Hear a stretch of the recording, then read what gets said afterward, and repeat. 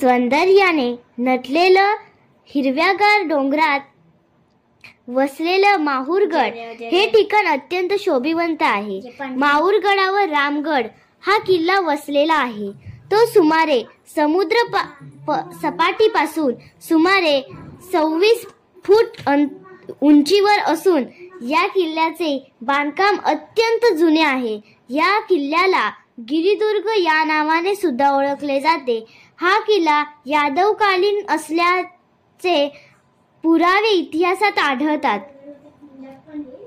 या किल्ल्याला 2 तट आहेत.